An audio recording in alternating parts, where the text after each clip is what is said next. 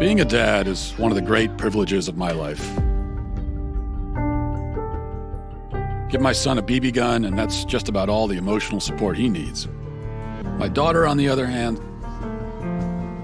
I've heard people say that there are no differences between male and female. Those people are idiots. I'm a husband. I'm a father of 4. I host a talk show. I give speeches. I write books. I like to make sense of things.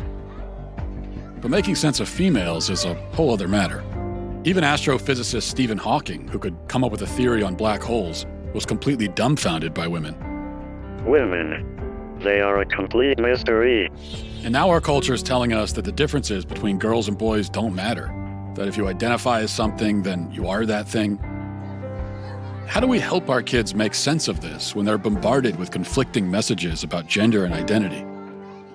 Forget trying to figure out women. The real question is, what is a woman? As you grow, your body changes from that of a young girl to that of a woman. Soon, Molly will be a young woman, having dates, going to dances in lovely romantic dresses. The boy's shoulders are broad and his body muscular, while the girl's body is more curved. I'd like to know more about different kinds of hormones. Presence of these hormones in the blood brings about many changes in the bodies of both boys and girls. Being a woman is one of the things I like best about myself. I think you'll like it too.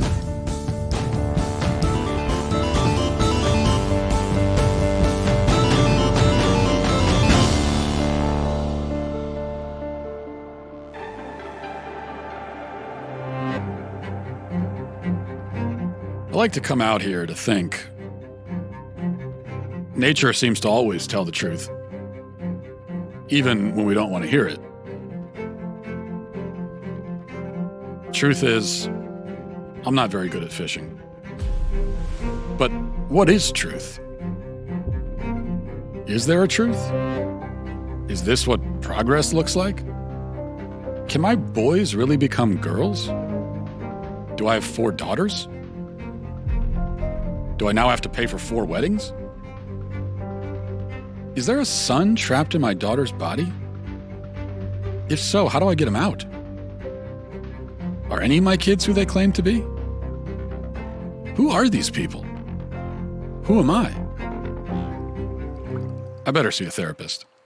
In the state of Tennessee, I'm a licensed marital and family therapist, which basically means I've been trained up to think about systems, family systems, how we were raised up, how that shapes who we are today. So on your website, if you'll bear with me, Sure. Quoting, you say, I use a combination of approaches in my therapeutic work, including anti-oppression, feminist, and narrative frameworks. I rely deeply on systems theory and understanding that individuals are products of and in dialogue with our surroundings, including our families, broader culture, workplaces, nature, and political climates. What does that mean? Yeah, so thinking about the modalities that I use, I'm definitely informed by feminist family therapy, and the ideas that we live in gendered worlds where there are certain imperatives that are placed on us about who we are and what we do based on how we've been gendered. From the minute I was assigned female, I was told, okay, these are the kind of clothing that you're going to wear, these are the type of play that you're going to engage in as a child, the path that maybe your life will take because of social expectations. What do you mean by assigned female? Who assigns female? Yeah, so most times people, when they're born, they're assigned a gender By the doctors. Yeah. What do they base that assignment on? So basically, it's based on genitalia. So people looking at genitalia and deciding, okay, this is a girl or a boy. And we know now that that sex and gender are so much more than just this binary. Some women have penises, right? Some men have vaginas. That's not how gender works. How do we know that? How do we know that that's not true? Where did we learn that from? Yeah, well, I learned that from hearing from transgender people who've said oh, I'm a trans woman, and just because I happen to have a penis, right? That doesn't mean that this is who I am as a person, or that genitalia doesn't equal gender. Who they are, their gender expression, that, yeah, a trans woman is a woman. With the fluidity of these things, how do I know if I'm a woman? You know, That's a great question. I like scented candles, and Yeah. I've watched Sex and the City. Yeah.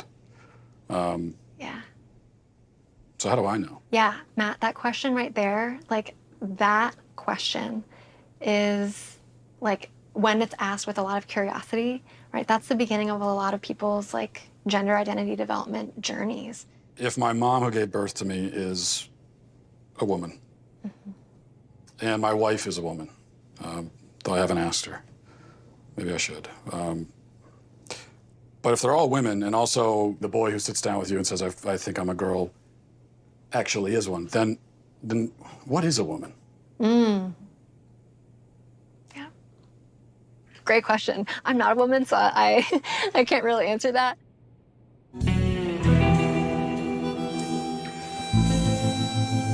I thought therapy would make me less confused. Am I the only one feeling this way? I need to hit the road and find out.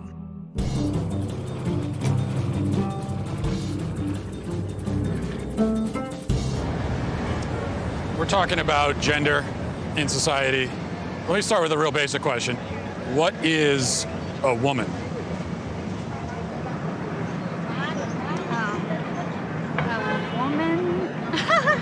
I don't want to assume, but you guys are all women? We're all women. Yes, we're women.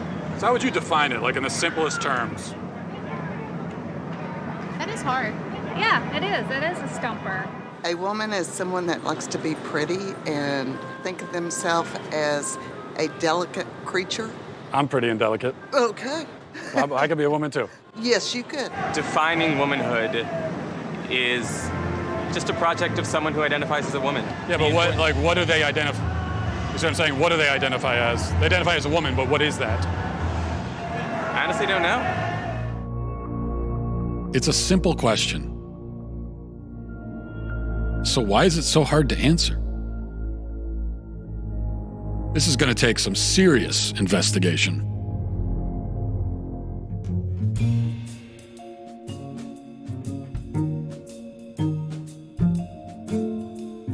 For all of human existence, women were understood to be a certain thing. So what changed? No one can seem to answer the question now. Over 2,000 surgeries and counting, Dr. Marcy Bowers is the nation's preeminent sex change surgeon. Surely someone who does sex change surgeries can answer what a woman is.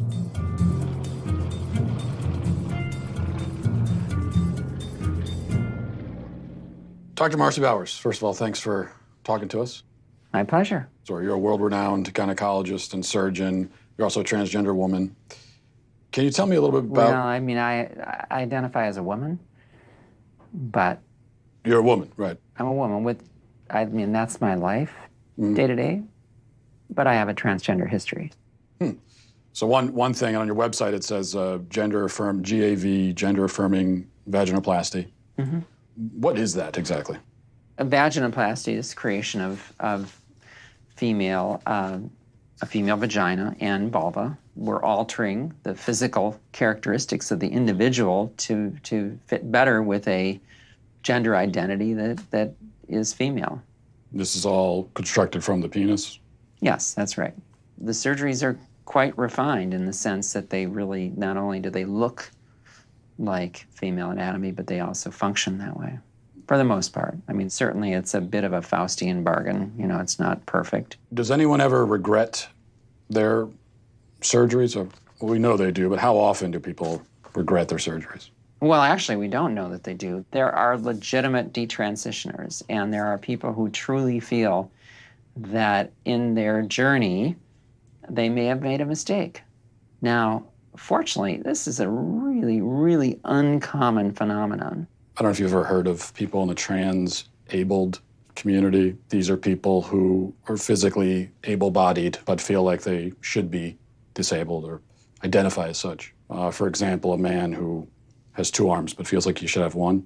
If a man in this kind of marginalized community went to the doctor and said, I want to have my arm cut off, do you think that... That doesn't have anything to do with gender identity. Well, it's someone's someone's self-identity, how someone identifies? That's someone who has and I'll accept it as a mental diagnosis, a psychiatric condition. I don't even pretend to know what aptomenophilia is all about, but somehow it's the idea that you're fascinated or charmed by having a limb or part of a limb missing. Okay, I would say that's, pardon my non-medical language, kooky. You don't see any? You think this is totally irrelevant? Yep. So the biggest, broadest question is, what is a woman? A woman is it's a combination of your physical attributes and then what you're showing to the world and the gender clues that you give. And hopefully those match your gender identity. The critics on the other side of this, of this issue. There aren't many, but go ahead. There aren't many who would disagree with what you're saying about? Well, the dinosaurs of the world are certainly out there. Yeah.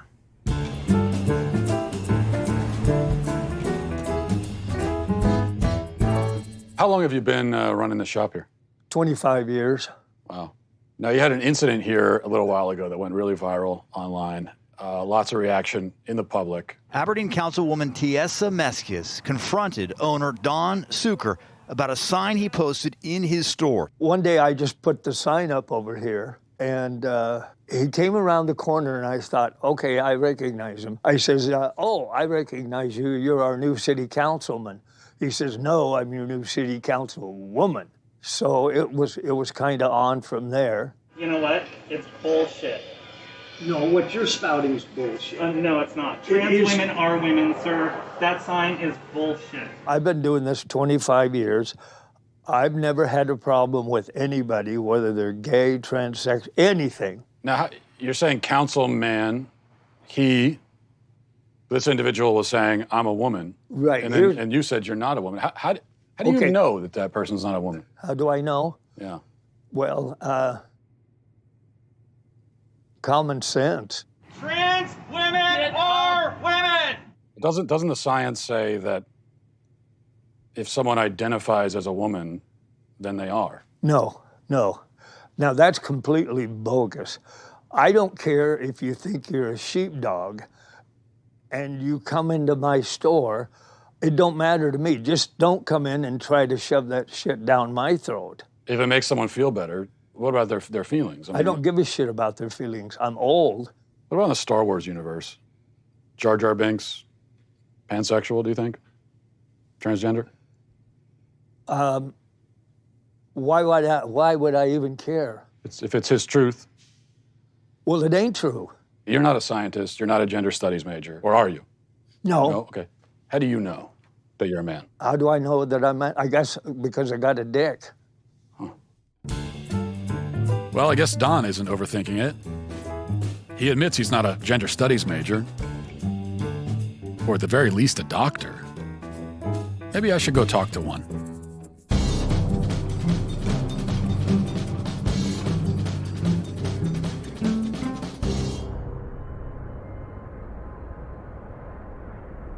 My name is Michelle Forcier, and I have a medical degree from University of Connecticut, residency, University of Utah Pediatrics, and I've worked for a number of different Planned Parenthoods for 20 years. I do advanced contraception and abortion, as well as gender hormones, and sort of looking at the whole sort of schema of gender, sex, and reproductive justice. So you've done a lot of work in this field. Could you just start by telling us? Sure. At what age can a child first begin to transition into another gender or identify themselves as a gender different from how they were born? Yeah.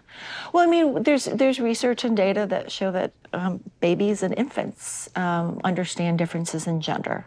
Some children figure out their gender really early, and the reason why we say, oh, it's interesting or important is because they're figuring out their gender identity is not necessarily congruent with their sex assigned at birth. When the doctor sees the penis and says, this is a male, has the sex of male, that's an arbitrary distinction?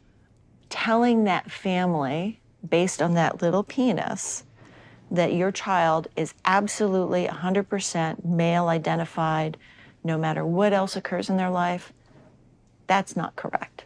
So what is gender affirmation care? You're a big proponent of. If we walk through, a child is sitting down with you, is questioning their gender. What's the gender affirmation process? Affirmation means that as a pediatrician, as someone who says my job is to provide the best medical care for you, is I need to listen really carefully. And how I put it in words for kids so that they can understand it is, tell me your story. Where have you been in terms of your gender and your gender identity? Where are you right now? And more excitingly, where would you like to be in the future? Have you ever met a 4-year-old who believes in Santa Claus? Mm-hmm. So this is someone who believes that a fat man is traveling through the sky on a flying reindeer at lightning speed, coming down his chimney with presents. Yeah. Would you say that this is someone who maybe has a tenuous grasp on reality? They have an appropriate 4-year-old handle on the Sure. reality Agreed. that's very real for them. Agreed. But Santa Claus is real for them, but Santa Claus is not actually real. Yeah, well, but Santa Claus does deliver their Christmas presents. Well, yeah, but he's not real, though. To that child, they are. When I see a child who, believes in Santa Claus, and then let's say this is a boy and he says, I'm a girl. Mm-hmm. This is someone who can't distinguish between fantasy and reality, so how could you take that as a reality? I would say that as a pediatrician and as a parent, I would say how wonderful my 4-year-old and their imagination is.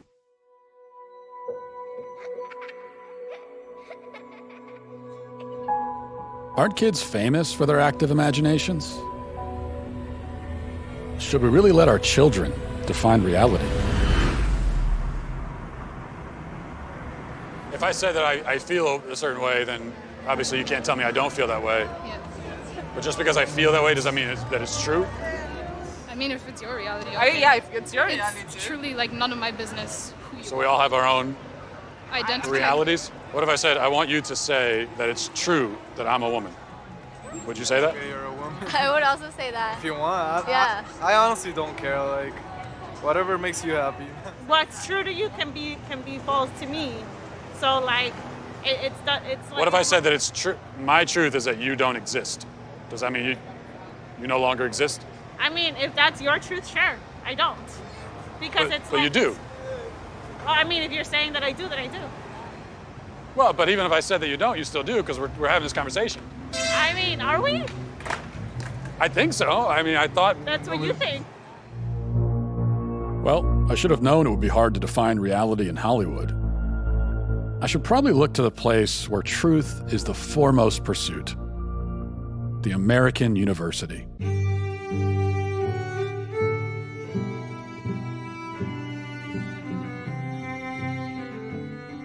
What we do in gender studies is not just reduce gender to what psychologists might call individual differences, but rather thinking about gender, and that's not women and man, but gender as a social form, something that kind of infuses itself into virtually all aspects of social life.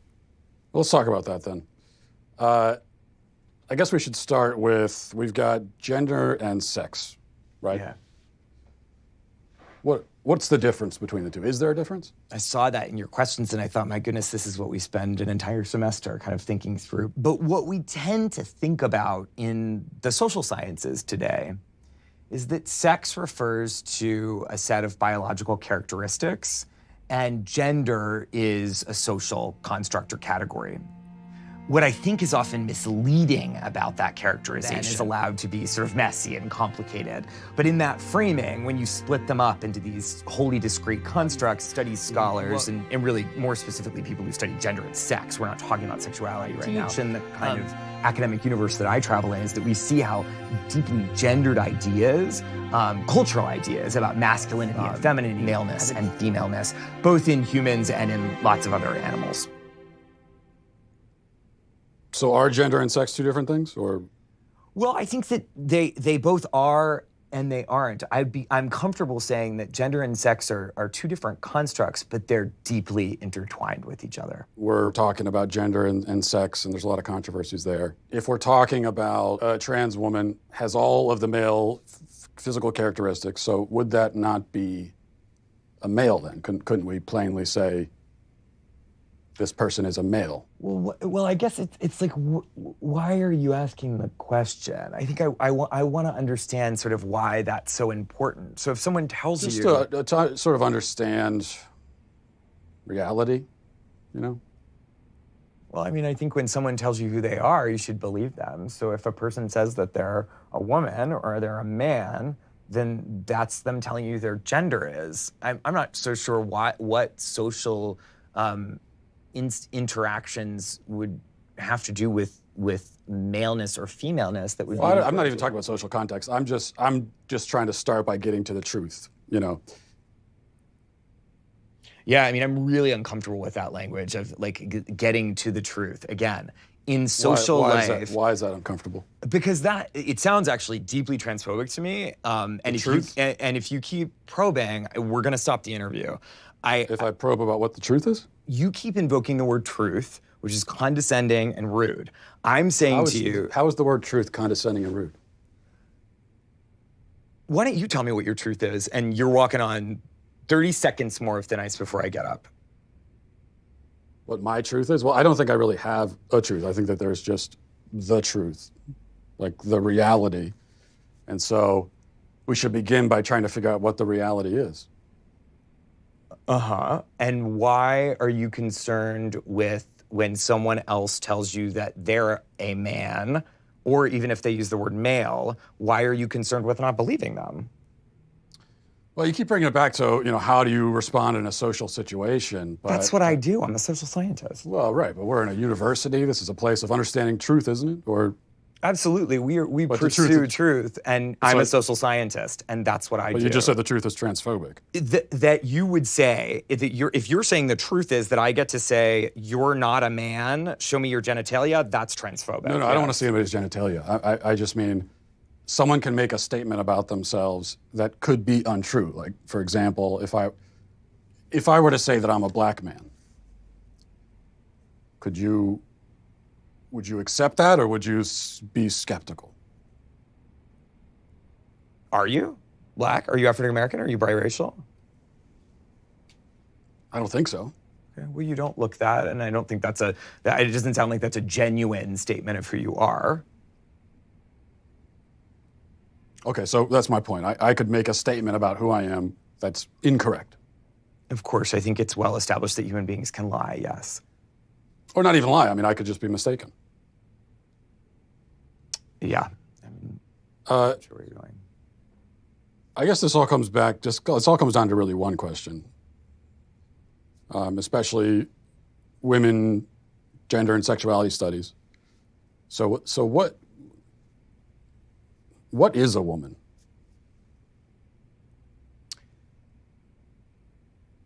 Why do you ask that question? I just really like to know. What do you think the answer to that question is? Well, I'm asking. That's why I came to a college professor who's this is what you do. What other kinds of answers have you gotten?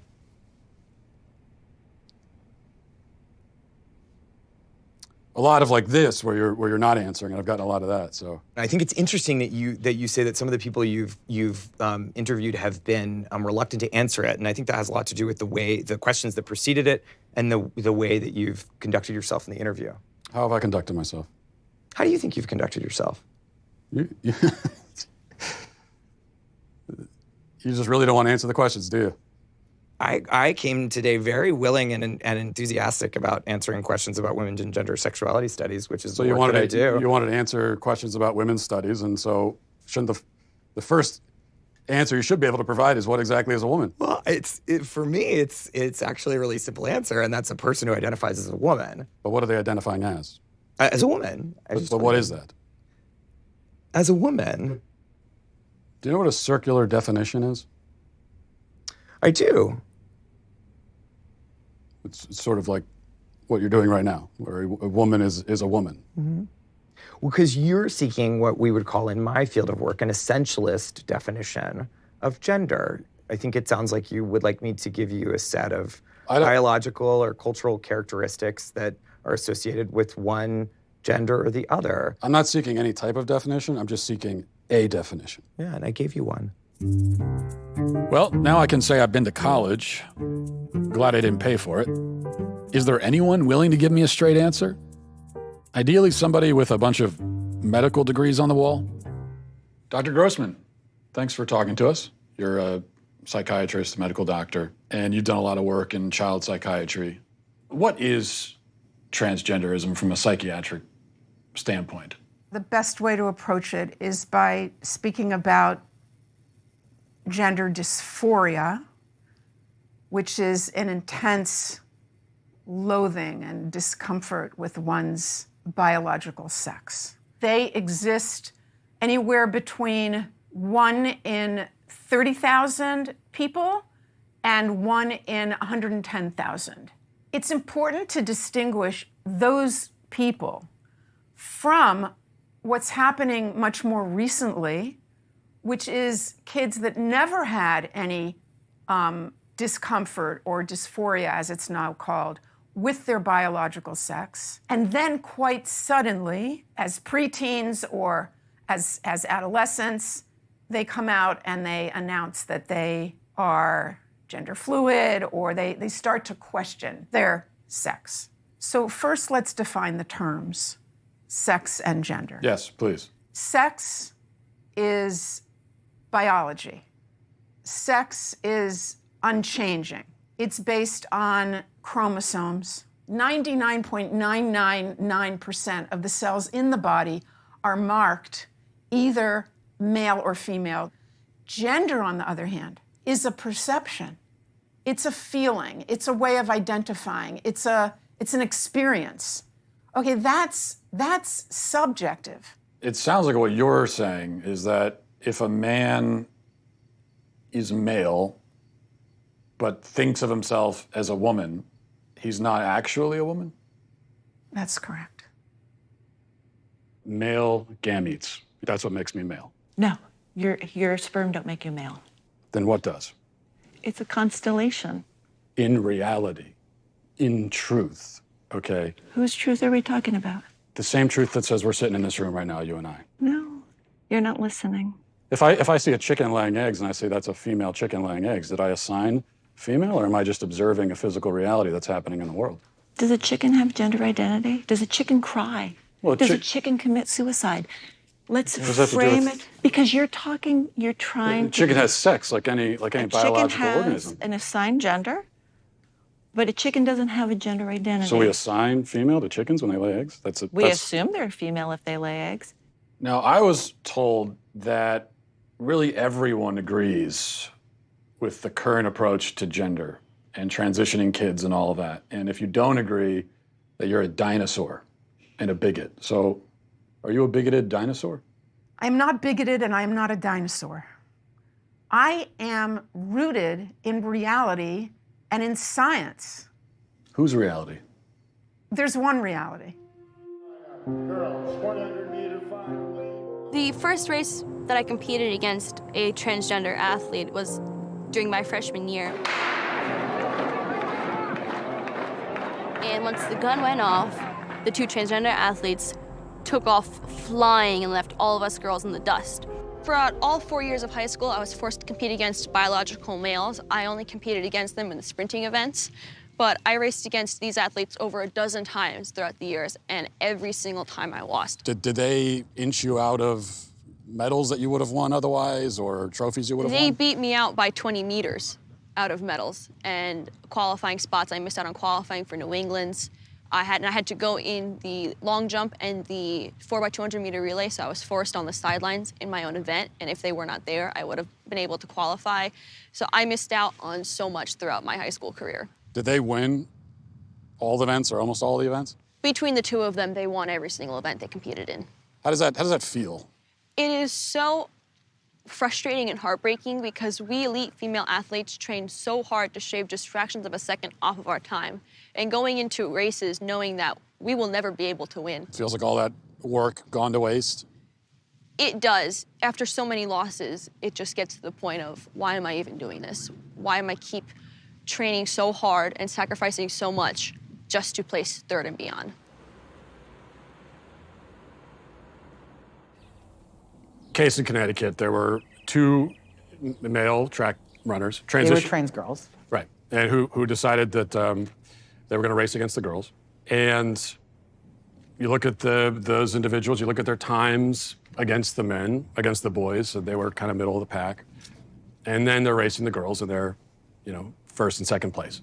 Is that indicative of some kind of unfair advantage that those individuals might have against the girls? No, it's not indicative of an unfair advantage. And I think part of the proof of this is that more transgender girls are coming out in high school and still playing sports. And they're not winning. The Connecticut case is the exception. It got a lot of attention because those 2 trans girls performed well. But there are many, many more trans girls competing in sports, and they don't excel. Because at the end of the day, whether or not you win a game is about how hard you work in your practice, and most of us aren't going to win. And that goes for transgender athletes, too. Let's go, girls.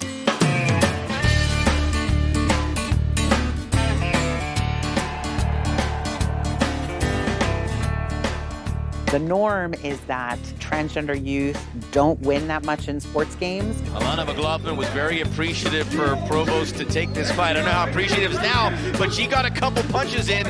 It is very much the exception when a transgender young person does win. And the tap! And it's because there's not really an advantage to being trans. Only a few people are going to lead the pack. There are some slight differences, but does it translate to a competitive advantage? I think you'd be very hard-pressed to prove that.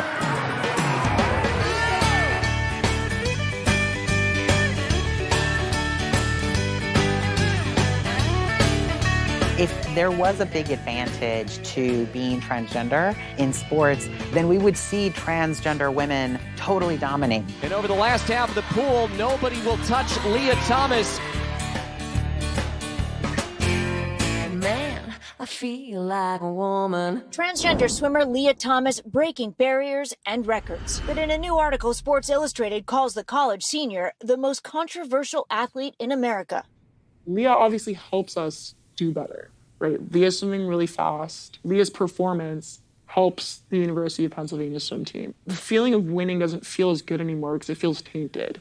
There was a lot of things you couldn't talk about that were very concerning, like a locker room situation. If you even brought up concerns about it, you were transphobic. If you even bring up the fact that Leah swimming might not be fair, you were immediately shut down as being called a hateful person or transphobic. But there's never any conversation. The coaches don't sit everyone down and acknowledge what everyone's really upset about. So Penn actually brought in people high up in the athletic department to talk to us. They brought in someone from the LGBTQ center. They brought in someone from the psychological services. So you're upset about what's happening, and so you need psychological help. Yeah. And they told us in this meeting, they said, look, we understand there's an array of emotions, but Leah's swimming is a non-negotiable. However, we can help you make that okay. That's what we're here for. So you're anonymous for this interview. Why did you decide that you can't have your face out there saying these things? They've made it pretty clear that if you speak up about it and you say anything negative, that your life will be over in some way. You'll be blasted all over the internet as a transphobe if you come out, and then you'll never be able to get a job. Anyone who wants to hire you will look you up and see you're transphobic and your life will be over. Let's say that I identified as a woman tomorrow, and I wanted to go into the same locker room where you are. Should I be allowed to do that? As long as I identify that way? I don't know. I just feel that other women would be uncomfortable by you walking in there. Ella dice que qué tú piensas acerca de que los hombres que son transexuales usen baños de mujeres. ¿Tú crees que está bien? No. Pero dilo. No, porque tienen que ver. controversy at a health club in Koreatown over the issue of gender. That's right. Video of spa goers complaining was posted on social media. I just want to be clear with you. It's okay for a man to go into the women's section, show his penis around the other women, young little girls underage. Your spa, we spa, condone that. Is that what you're saying? Like I asked. It's so he can stay there. He can stay there. What sexual orientation? I see a dick. Police identified the person involved as 52-year-old Darren Morager of Riverside County. Morager, who has been a registered sex offender since 2006, now faces 5 felony counts of indecent exposure. Hello, I'm Congressman Mark Takano. Trans Month of Visibility is a time to recognize the strength, diversity, and resiliency of the transgender community. Together, we can make our country and our world a more accepting place by speaking out against transphobia at the source and supporting the trans community by getting the Equality Act signed into law. Congressman, thank you for being here. Thanks for joining us. You are the first member of Congress who's a member of the LGBT community and also a person of Asian descent. You're also a big proponent of the Equality Act. Yes. What is the Equality Act? If you were to just summarize it very briefly, I know it does a lot. The most simplest way to talk about the Equality Act is that it simply amends the 1964 Civil Rights Act to include sexual orientation and gender identity. So public accommodations is one area. What's a way that someone who's LGBT could be discriminated in public accommodations currently? Currently, public accommodations is the whole area of, hotels and motels and... Bathrooms and sports teams, is that... I say bathrooms, sports teams, athletic events. Let's get into more specific policy issues. There are some women who say, and I've talked to a few who say this, they say, hey, I'd like some privacy in the bathroom. I'd prefer not to encounter, naked penises, frankly. They say even that the penis is a telltale sign that someone is a male. I mean, there are people who've kind of really bought into the rumor that only men have penises. How do we account for that? How do you respond to that?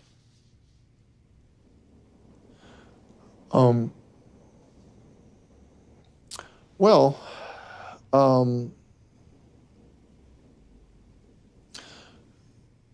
what I would say is that most transgender people that I know, and it's a very, I think, distinct minority of people. It is a very, I think, we're talking not about a lot of people. I think a person who wants to use a woman's bathroom, who identifies as transgender, really does think of themselves as a female. So how we go about trying to,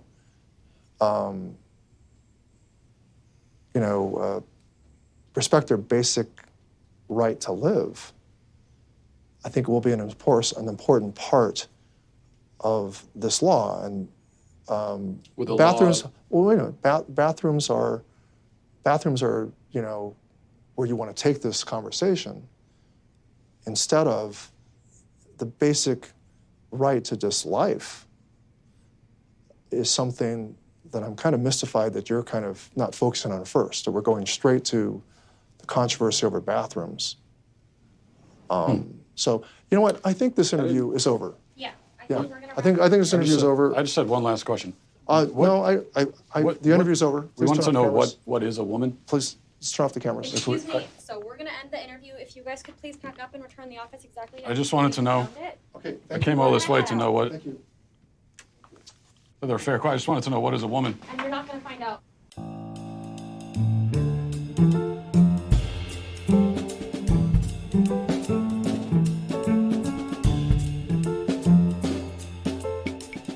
My trip to California isn't providing many answers, but at least I'm making new friends. You worry about kids walking around out here?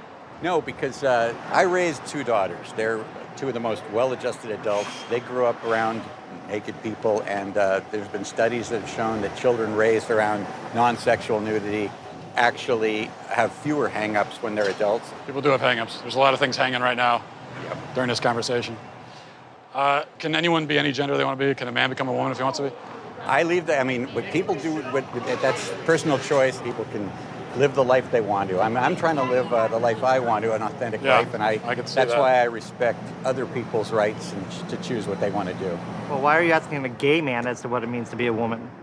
You should be asking women what it means to be a woman, especially trans women, what it means to be a woman. I'm asking all kinds of people. Can anyone have an opinion about it? Only people who are women. Gay men don't know nothing about what it means to be a woman. Have you told gay men here in San Francisco that they're not allowed to talk about this? No. But it's not like I come around and say what a gay man is allowed to be. So you're saying if you're not a woman, then you shouldn't have an opinion? Where does a guy get a right to say what a woman is? Women only know what women are. Are you a cat? No. Can you tell me what a cat is?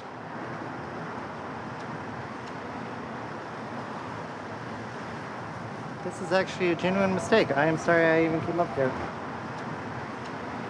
You want to tell us what a woman is? If my friend in the purple hat is correct, and only women can tell me what a woman is, I guess I need to go where the women are.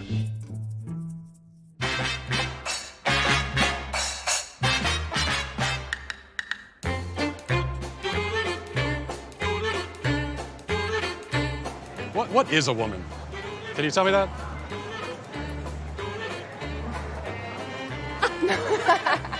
Well, you're at the Women's March. You must have some idea.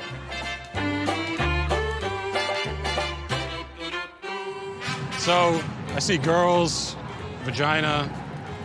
Does that mean that they're the only people who can get pregnant? If men could get pregnant too, I think they'd want the right to choose. But men can get pregnant? We're saying someone who was born as a woman but identifies as a man. That a man? Real man. It's a real man. Yeah. So men can get pregnant. Yes, if we're saying yes. If they have the parts to do so.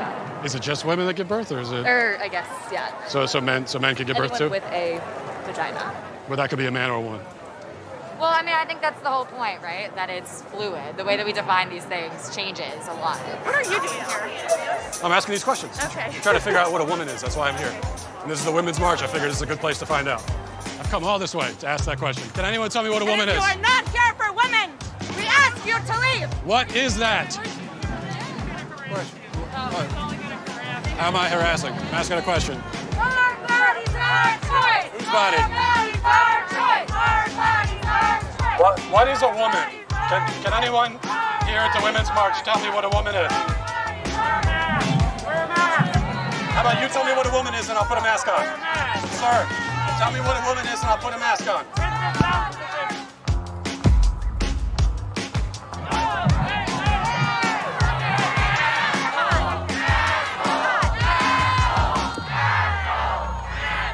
Please, if one person could tell me what a woman is.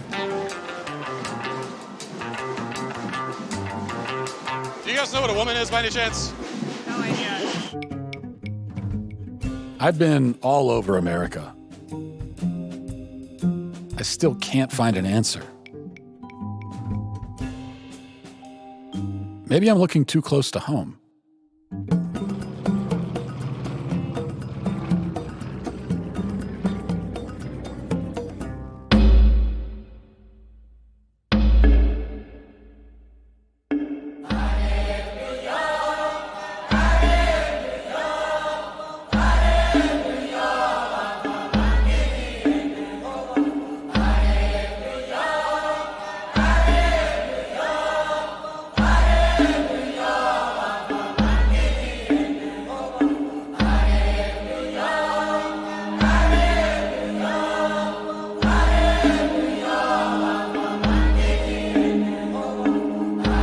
We came a long way to come and talk to you guys, thousands of miles from America.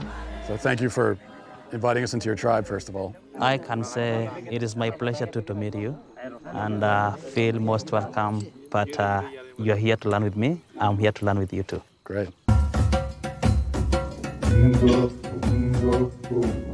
What's the right form here?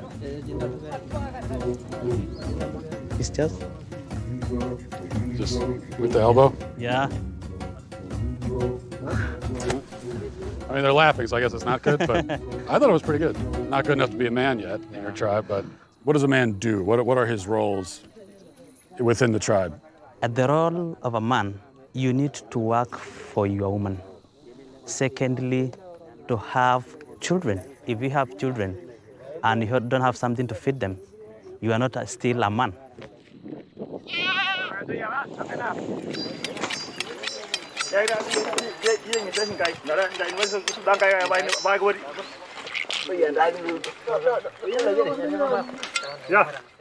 there you go.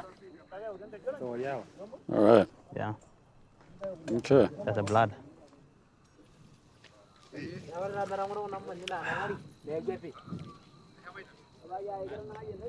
was the best raw kidney I've had in my life. What if a man decides that he wants to do the roles of a woman? Kidogro orna yende hikunya lele aines ndogringen gro. In Maasai community, it will not exist at all. Doesn't exist? What if a man decides that his gender identity is woman? Kidogro orna yende le nega wanana ingro.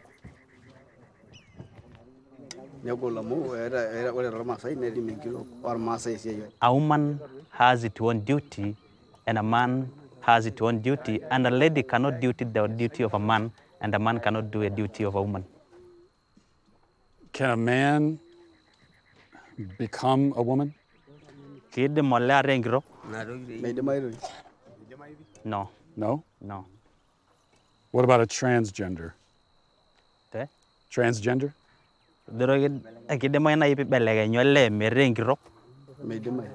No. No? It will look like if you want to become a lady but you're a man, you have something wrong in your mind. Something wrong in your family, something wrong in you. What about if someone was non-binary? Come again? Non-binary? Do you know, like non... Like someone is you're not a woman, you're not a man. Yeah, someone is neither. There's something else. Is that?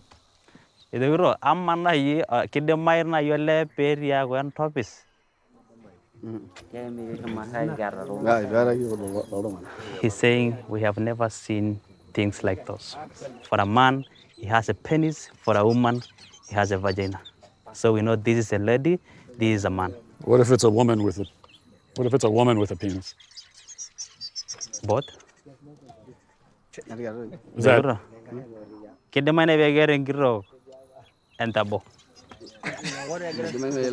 People are laughing. Is that a dumb question?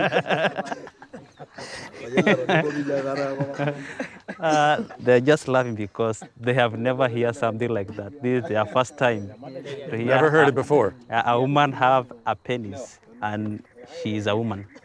In my country, I can't go a day without hearing it. We hear it every day. So in my country, sometimes you'll hear people say, a man will say that I'm a woman trapped in a man's body. And so they say that I have a woman trapped inside me.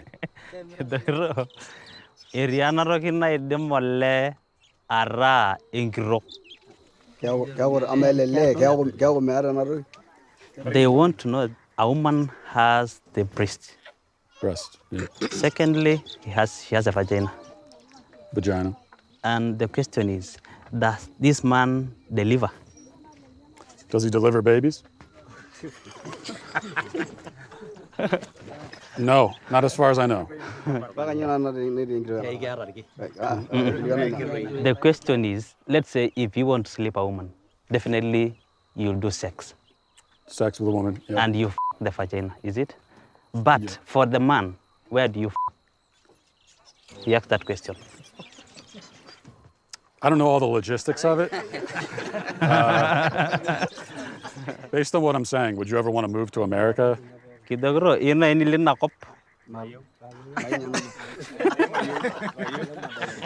say no, never. What is a woman if you had to give it a definition. She's saying a woman delivered, a man cannot. So it sounds like you don't spend a lot of time thinking about gender. You just kind of live your lives. You don't think much about it. He said, no, because we believe that's a God plan. God's plan? He's saying that I'm shocked on what you are telling me. He's shocked? Yeah.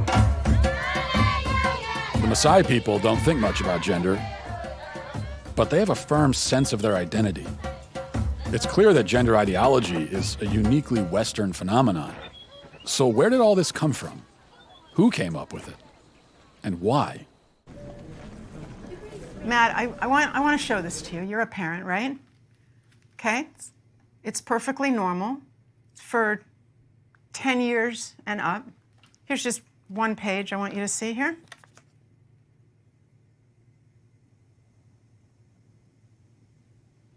For 10 and up, huh? It's unspeakable what these people have done to our children. When did that start? When was it decided that we need to start teaching kids about this stuff at such a young age? So I'll answer that with one word: Kinsey. Kinsey was a social reformer. He wanted to rid society of Judeo-Christian values when it came to sexuality. And he worked very hard to do that, and I would say he succeeded. Kinsey would be very happy with our culture today.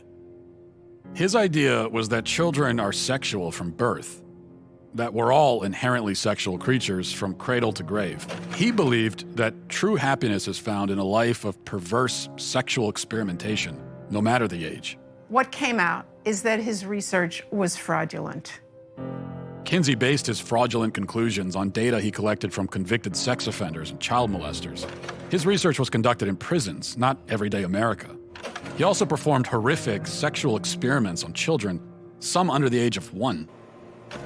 His most influential book, Sexual Behavior in the Human Male, contains an infamous chart called Table 34, which documents the orgasms of very young kids, including babies as young as 5 months old. But instead of suffering the consequences for his heinous actions, he was and still is celebrated by academia and Hollywood. His ideas form the foundation for sexual education in public schools today. How do we get from this to you can choose your own gender? Okay, well, now we have another very important character, and his name was John Money. John Money was a psychologist and professor at Johns Hopkins University. Gender ideology was his brainchild. In fact, he coined the terms gender identity and gender roles. And according to Money, babies are gender neutral at birth, and ultimately environment determines whether a person is a man or a woman. Money was telling the world about his theory that a boy could be raised as a girl and do just fine, and vice versa. And so Money tried out his theory on 2 young twin boys, the Reimer twins. When the twins were 8 months old and they went to be circumcised, the first twin, whose name was Bruce, something went wrong with the machinery and his penis was burnt off. They stopped and didn't do a second circumcision on the other twin, as you might imagine. And the parents, of course, didn't know what to do. How are they going to raise this child? John Money convinced Bruce's parents to transition him into a girl. Money also conducted sexually abusive experiments on the twins throughout their childhood, including forcing them to simulate sex acts on each other. He reported up to the age of 10 that this was a complete success. Well, it wasn't true. The results were a disaster. Bruce could never fully accept his female identity. Eventually, his parents told him the truth, and he chose to transition back to a boy, taking the name David. As an adult, David spoke out about the abuse and the damage done to him by John Money. The girls would do their things with their Barbies and things like that, and that wouldn't interest me. And things such as trucks and building forts and, getting to the odd fist fight and climbing trees, that's the kind of stuff that I like, but it was unacceptable, so I'd never... As a girl? As a girl, I had no place to fit in. The trauma that he and his brother and his entire family went through left deep scars. His brother died of an overdose when he was 38, and then David committed suicide. There was never a retraction or an apology from John Money. Instead, his ideas were adopted by mainstream psychology, and they form the basis of gender ideology today. Why don't more people know about John Money and Alfred Kinsey? Evidently, there are forces that don't want this information out.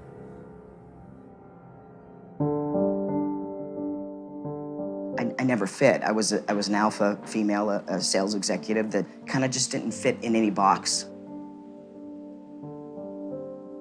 When psychologists or somebody that I was in love with or whatever said that I was in the wrong body, I started to think, well, maybe I am. I'm a biological woman that medically transitioned to appear like a male through synthetic hormones and surgery. I will never be a man. Is it transphobic for me to tell the truth? Why is it that a couple hundred years from now, if you dug up my body, they're gonna go, yeah, that was a woman, had babies. Can you tell me about the procedures that you had? I've had 7 surgeries. I've had 1 stress heart attack. I've had a helicopter life ride with a pulmonary embolism. I've had 17 rounds of antibiotics. I had 6 inches of hair on the inside of my urethra for 17 months. Nobody would help me, including the doctor that did this to me because I lost my insurance. I get infections every 3 to 4 months. I'm probably not gonna live very long. Was there any real discussion of the risks and the side effects and? No,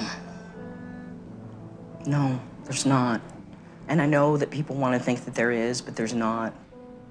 The truth is that medical transition is experimental. We have studies that said that medical transition helps mental health with kids. They've all been retracted, modified, changed. But the only long-term study tells us 7 to 10 years is when transgender people are the most suicidal. After? After surgery. But that's transphobic to say. For the first time in history, a marginalized group has a huge dollar sign on the top of their head. We have 5 children's hospitals in the United States promoting that. And what? That's a phalloplasty. That's a bottom surgery. We have 5 children's hospitals in the United States telling girls that they can be boys at $70,000 a pop in a surgery that has a 67% complication rate. That will kill me from infection that I can't sue on. We're butchering a generation of children because nobody's willing to talk about anything. I have 3 kids. At the age that they're doing this to kids, I'm not transphobic. I love my kids, and I love other people's kids, and you should too. This is wrong on so many levels. Can kids consent? Do you think kids are capable of consenting to this? No, they're not. Being a parent is loving the hell out of your kids and helping them see around corners. What's the youngest patient that you've operated on? The youngest patient I've done vaginoplasty on is age 16. Do you worry that minors just don't understand enough about themselves? They're not neurologically developed enough yet to make permanent life-altering decisions? Absolutely not. A young person's self-perception, one day they may be clear, the next day they may be totally confused and not sure, and you're affirming it with hormones that have never been used in this way in the field of medicine. You're talking about puberty blockers? Blockers and then opposite sex hormones. At what age does the medical transition begin with medication? So medical affirmation begins when the patient says they're ready for it.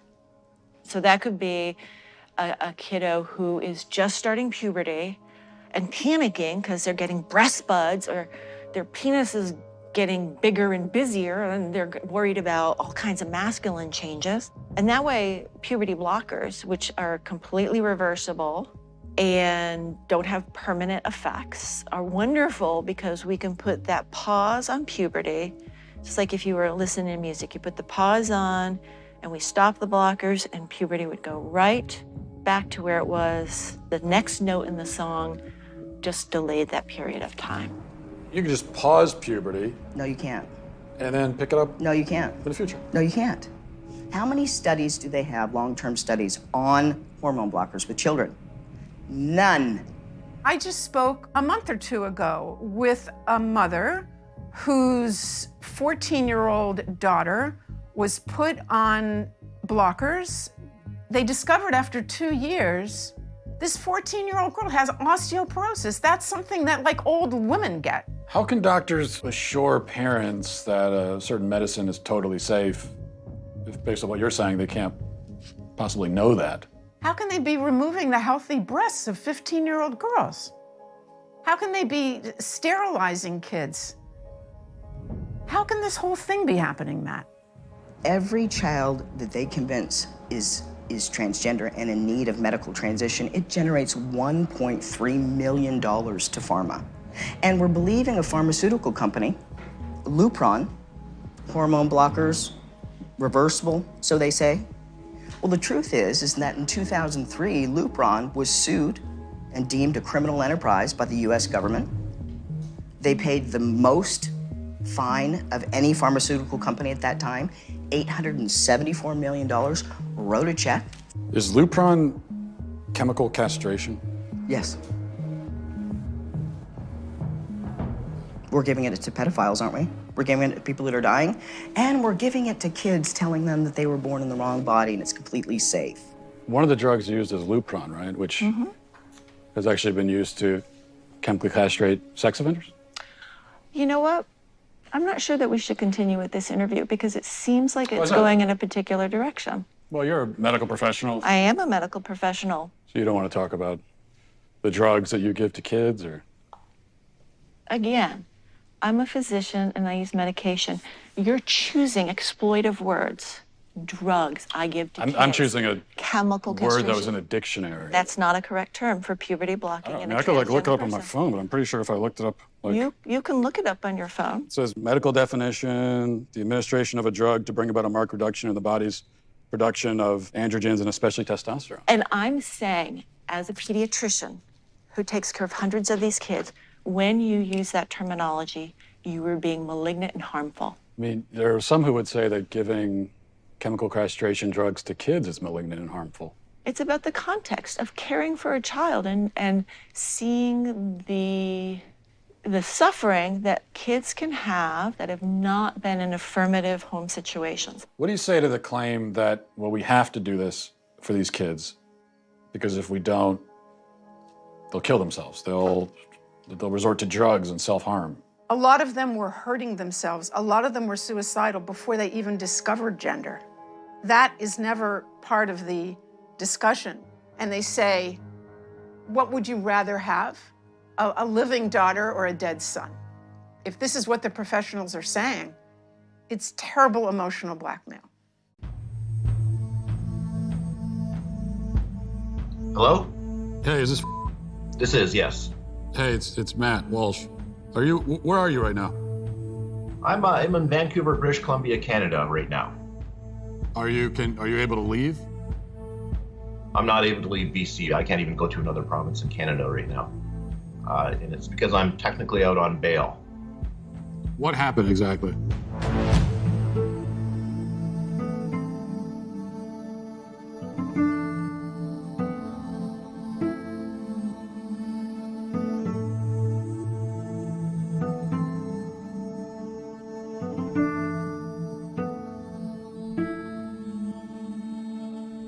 How exactly did this get into the courts to begin with? Right, so what happened is we set up a meeting with BC Children's Hospital. And according to the BC Children's Hospital website, there's going to be a thorough evaluation, and I'm thinking, good, this is going to be the end of it all. They're going to clearly see that my child is not the opposite sex. So my ex-wife brings my child into BC Children's Hospital.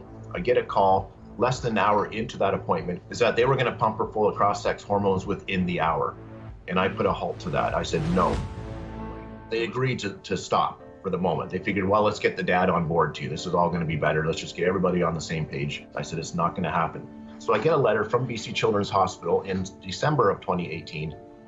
And it says that under the BC Infants Act, they will start injecting my child with cross-sex hormones. And I have 2 weeks to respond with legal action if I so choose. And so that's how I ended up in court, because I did respond with legal action. So you called your daughter a she, and you went to jail for that?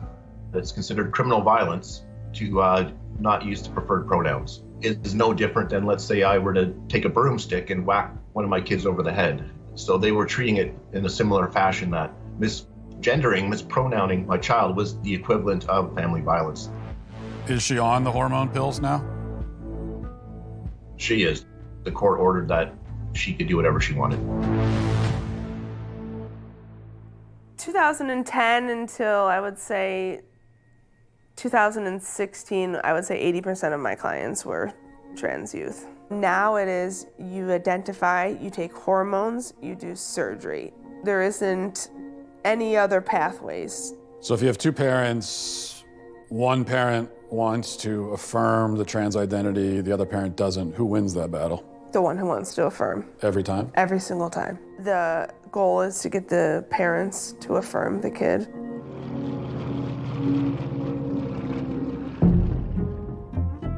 There's no such thing as a gender-affirming therapist. That's a contradiction in terms. Why? Because you don't affirm if you're a therapist. It's not your business to affirm. You come to see me because there's something wrong. Maybe you come to see me because a destructive element of you is wreaking havoc in your life. I'm on the side of the part of you that wants to aim up, man. That's what I'm on the side of. Okay, now I don't know what that means in your case, but we're gonna talk about it. Am I gonna affirm what you think? No, it's not up to me to affirm it. You don't get a casual pat on the back from a therapist for your pre-existing axiomatic conclusions. That's not therapy. That's a rubber stamp. Is anybody at any point explaining to these kids the real long-term consequences of hormones and puberty blockers? I don't think they're explaining it to the kids, so that has frightened me, that it's become, that we're even talking to the kids about it at 10. We're presenting it in schools. So this generation, they're the lab rats. Biological sex, binary. It's been binary for like 100 million years, longer than that. Temperament is not binary, temperament or personality. So that's gender. Temperament is gender? Well, gender is not a good word because it's vague and it isn't measurable. So do we need it? Why can't we just say temperament? What do we even need the word gender for? Well, I don't need it. Yeah. But what I would say is that people who talk about the diversity in gender are actually talking about diversity in personality and temperament, but they don't know it. You can have a masculine temperament if you're a woman. Maybe 1 in 10 women have the average temperament of a man. And you can have feminine men temperamentally. And it's not that uncommon because the differences between men and women temperamentally aren't that great. There are masculine girls. There are feminine boys. What are we gonna do about that? Carve them up? You as someone who started your professional life, you know, transgender care. Yeah. Now you're sitting here talking to me. And I'm a dangerous man, I've been told. Mm-hmm. Are you worried about reprisals? Are you worried about how this is gonna play among your professional peers? I am worried that I can't have conversations with any other peers. I don't know any other peer that will speak to me around these things that question it. I just don't think developmentally this is helpful to our children. You step wrong as a therapist, you say the wrong thing once and like your bloody career is over. And now it's the same with physicians. How's that gonna work? You're gonna go have an honest conversation with your physician when he's terrified out of his mind that he'll say something politically incorrect during the diagnostic process?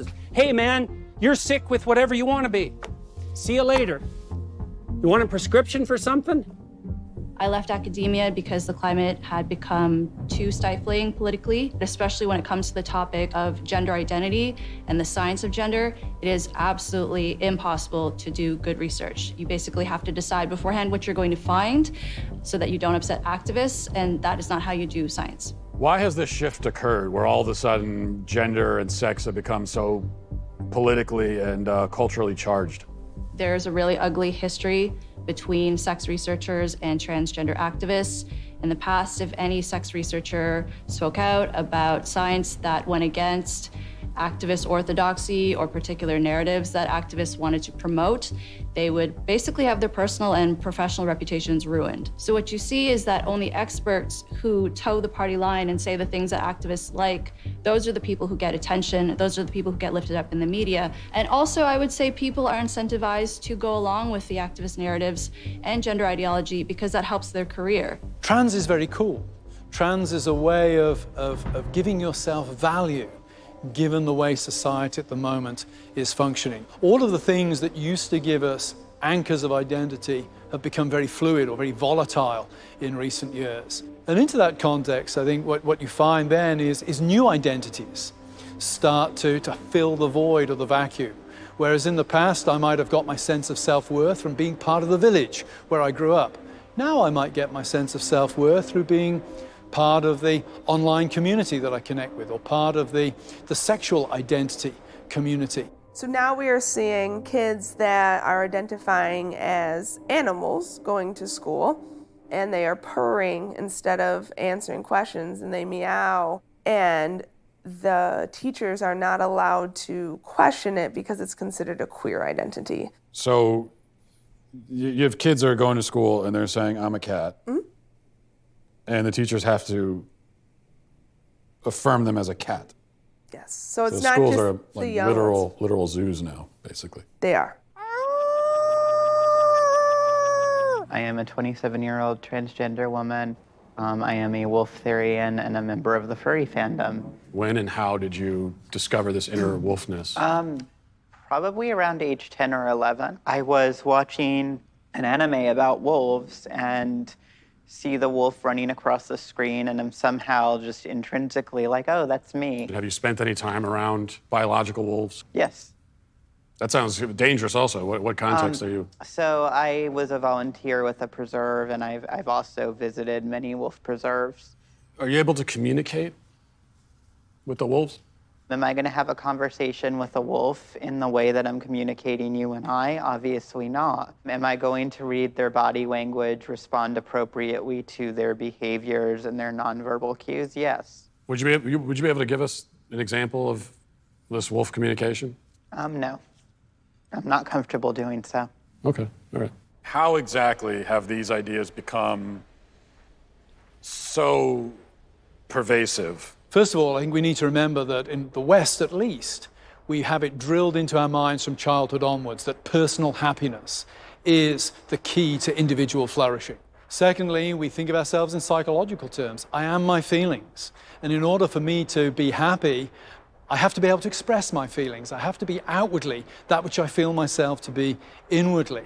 Thirdly, we're taught that interfering with somebody else's happiness is very bad. We need to acknowledge that there are powerful lobby groups, powerful cultural and political lobby groups driving this thing. Hollywood is pressing LGBTQ+ matters in so many movies. We're seeing it in the way Amazon sets up its algorithms. There are all kinds of factors in society that are pushing what would really be numerically a fairly minority interest into being one of the main political focal points of this generation. After my operation, I will be a woman. Why can't she just be a lesbian? Because she's not a lesbian, Mom. She's a boy. Because I was born in a girl's body. Can I ask you a question? Why don't you kiss me? The whole idea of social contagion, that there could be something in one's social environment that could play some role in somebody coming out identifying as trans, would you say that that is definitely part of your story? When I look back, I don't think I would have ever even considered seeing myself as a boy without these social aspects, especially if I hadn't joined these online communities. I identify as non-binary. I'll officially be changing my pronouns to they, them. My pronouns are he, him, and demon self. I've been going by they, them pronouns for 4 years now. I'm pretty comfortable with it. I use they, them pronouns. There was literally a period of a few weeks to a few months. I started out as an ally, and then eventually I was starting to identify as transgender. We are trans models. So they go on the internet and they're told that all of their problems will be solved if they become a man. Kids are being taught, you might feel like you're a boy, even if you have a vagina and you're a girl, you are what you feel you are. Some people are girls, some are boys, some are both, some are neither. Gender is all about how we feel on the inside and how we express ourselves. Ah, the gender fluid teacher. What do I go by in the classroom? I go by Teacher Fambrini. As a queer and trans teacher, my agenda is to show little boys that they don't have to be like as stereotypically masculine, that they can like paint their nails and wear earrings and like still be a guy and like it can be cool. So you worry that there could be a sort of social contagion element of this? A teeny tiny bit, maybe. Looking back on it, it was the same pattern, just kids who were really struggling, kids who were very alone and isolated. They have anxiety. They don't fit in with their peers. They don't know where they belong. Maybe they didn't have a welcoming family life. They just got caught up in these communities online. Then they discover, hey, there's this group of people, and they also don't fit in. They're different. They're not sure who they are. Gee, that's where I fit in. Today is the day before my top surgery.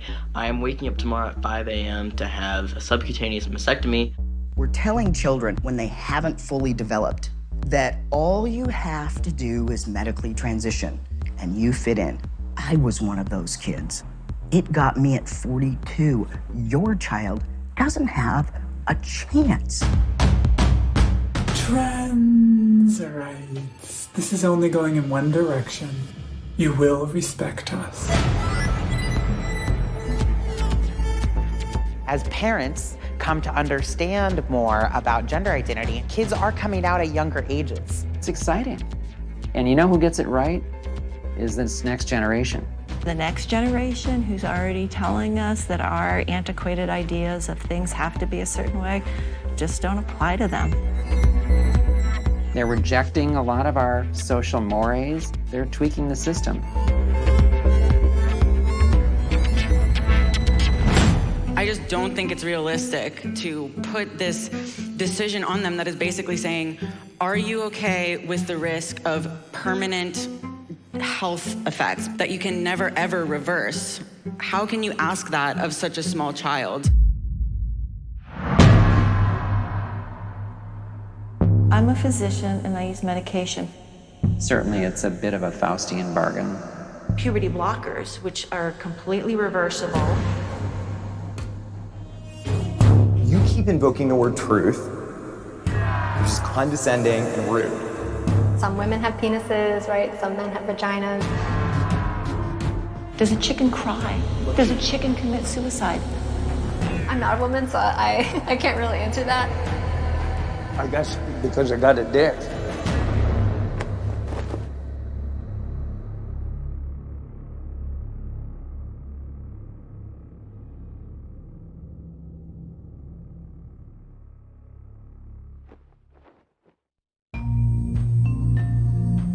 Somehow this madness has infected our entire society.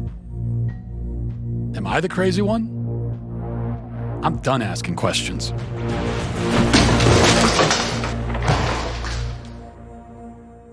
Tanner Cross is on administrative leave for what he said about gender identity. He said he would not call a student who's transgender by their preferred pronoun. I can't lie to children, and I got to also represent a whole community that believes in biological facts and scientific facts. And I can't do that to kids. You get into teaching because you love kids. This policy started coming into play, and I was like, wait a minute, it's causing me, I'm gonna have to lie to my kids, the ones I've always wanted to protect. Do we have assaults in our bathrooms or our locker rooms regularly? To my knowledge, we don't have any records of assaults occurring in our restroom.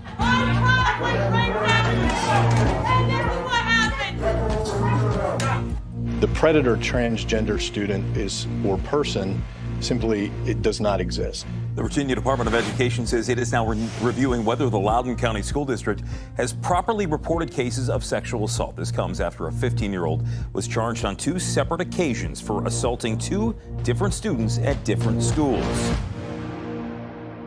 Dozens rallying tonight in Loudoun County to protest the school's policies. So that includes limiting who can talk during public comment portions of board meetings.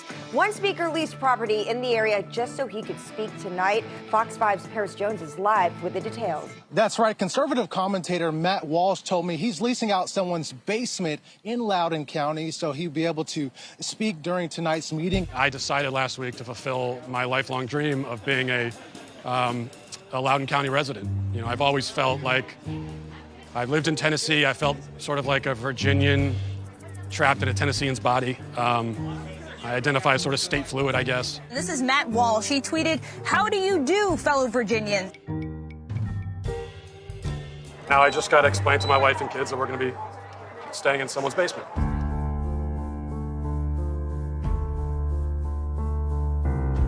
They tried to muzzle me by not allowing me to speak. And when that didn't work, they tried to muzzle me with a mask.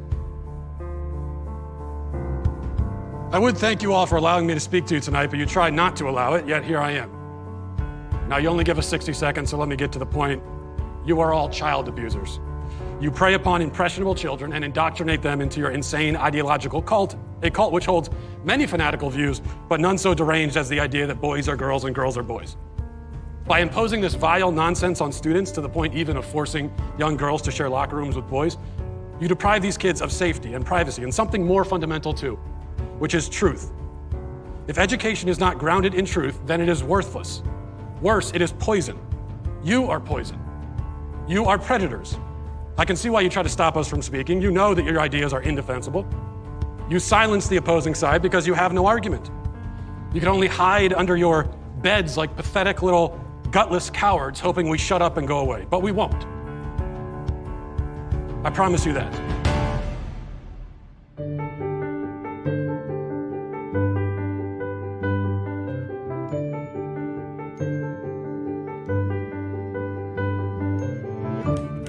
Johnny's a boy with a big imagination. One day he's a dog, the next day a crustacean. Johnny's mom loves her son's make-believe time. You're Johnny the Walrus till you change your mind. Matt Walsh is out with a new children's book. The book is called Johnny the Walrus. What is this about? It's sold out on Amazon in a few hours. So I have embraced my true calling as a children's author, hence the cardigan. The book is about a little boy who's very imaginative and playful, and like I have 4 kids, and they all have an imagination. Yeah. And he likes to pretend to be different things, and one day he pretends to be a walrus. And unfortunately, his mother is very progressive and thus confused, and so she's convinced by the internet and by society that if your child is identifying as something, then he really is that thing. And so she tries to raise her child as a walrus, as a sort of trans walrus, respecting his self-identity. One morning, he came downstairs barking and clapping, wood spoons for tusks and sock fins a-flapping. He had spoons in his mouth. He was pretending to be a walrus. I'm Johnny the Walrus, he said with a roar. Johnny the Walrus.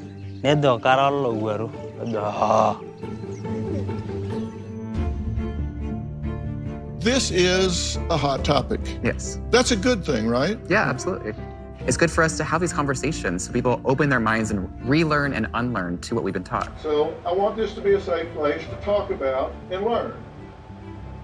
As you can see, there's an ongoing evolution of language and how people can identify. My next guest, author and conservative host of Daily Wire's The Matt Walsh Show, talking about his recently published children's book that has since been removed online by a popular large retail chain.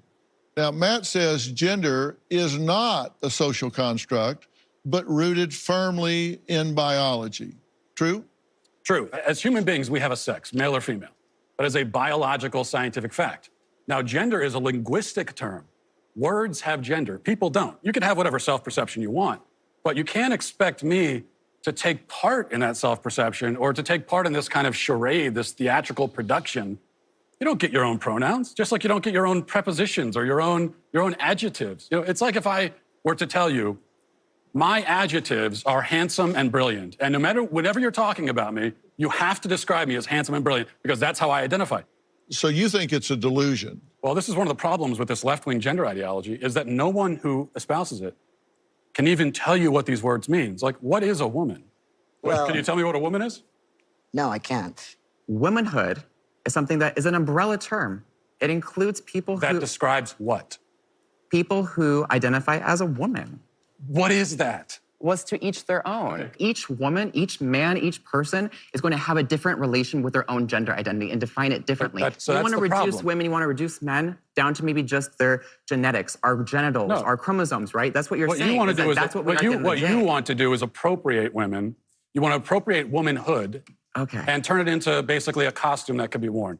Joining us on stage is Dr. Susie Denbo, Associate Professor at Kent State University. Dr. Denbo, how do you feel those who oppose using pronouns are taking the wrong approach in this conversation?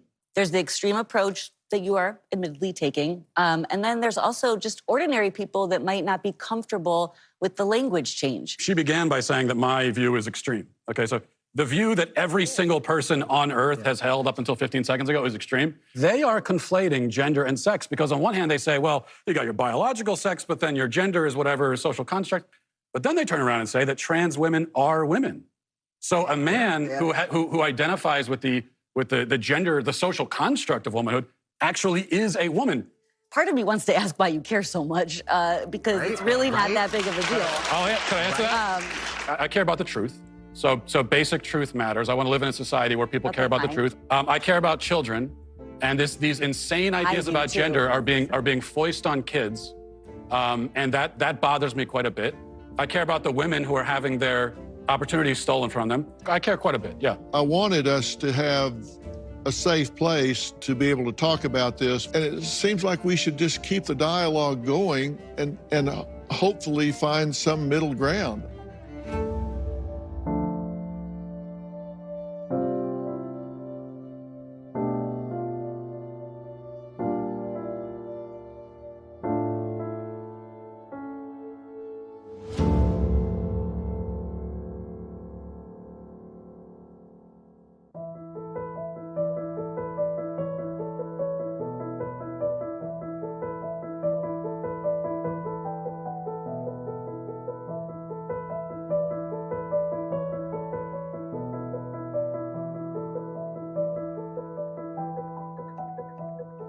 What do you say to parents?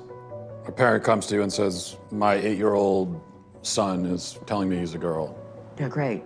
You're gonna have him do an experimental procedure that creates the most suicidal ideation of any other population 7 to 10 years after, transition. And here's what I tell parents. You don't have the right to medically transition your child. We have no research on long-term hormone use. We will be seeing the first generation of long-term hormone use. And we already know, at least with 10 years of hormones, you're giving yourself cancer. What's your message to parents who are trying to cope with this?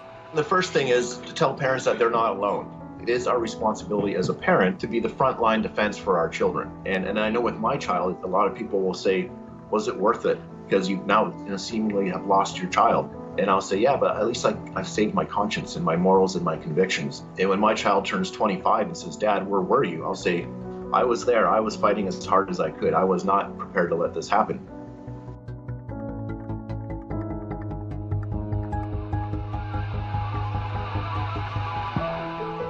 Does this really matter is another question. So, matters for those who are getting double mastectomies when they're 16. Why should we care if we live in a society where gender is fluid? Well, I cared because my government decided that I had to call people by the terms that they designated, or I'd be subject to legal penalties. It's like, no, I'm not doing that. I don't care what your reason is. You don't get control of my tongue. We live in a climate now in which no one seems to care about the safety of women and girls who are going through a very developmentally challenging time in their lives. They may not want to share spaces with their male peers. I would not be surprised in a few years, there will no longer be women's sports. It will literally be men's sports and transgender sports. The question being asked by the trans person is a legitimate one. How can I be happy? the answer being given by having my body transformed to look like the other gender, by having myself pumped full of hormones, clearly isn't working.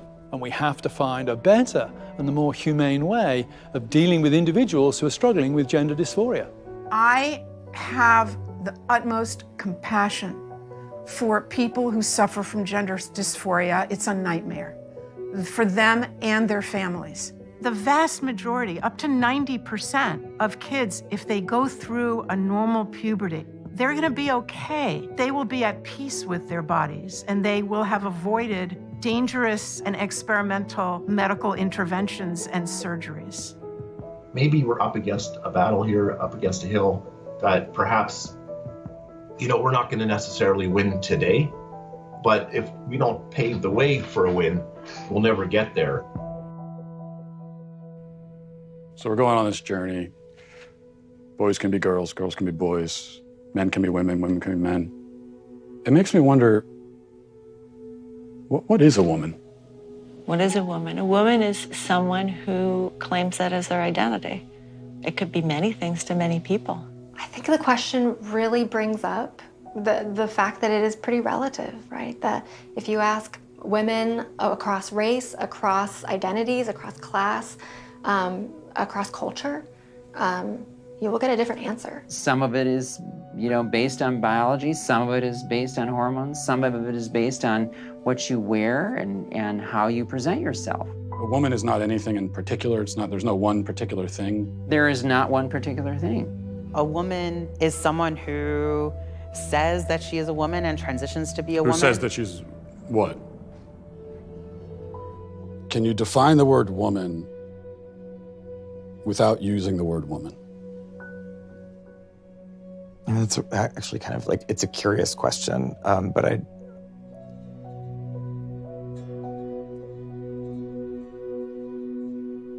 We've been journeying across the country asking people this question, and almost nobody can answer it. What is a woman? What is a woman? Marry one and find out. So I should go home and ask my wife, I guess. Yeah.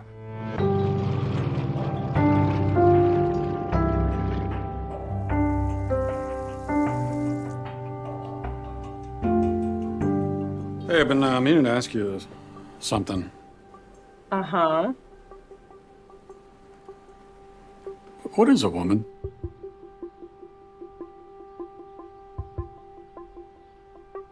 An adult human female. Who needs help opening this?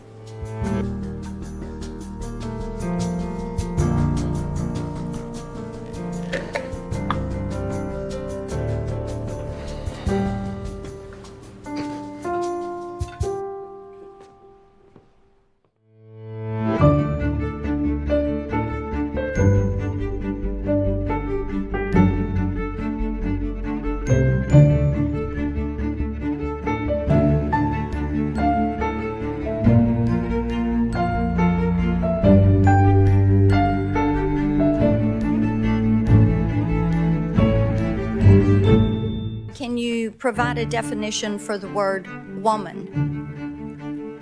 Can I provide a definition? Mm-hmm. Yeah. I can't. You can't?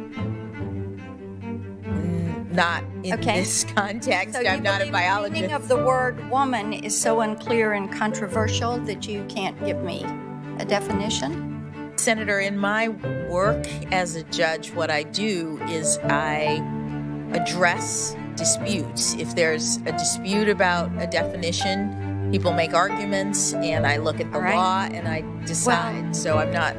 The fact that you can't give me a straight answer about something as fundamental as what a woman is underscores the dangers of the kind of progressive education that we are hearing about.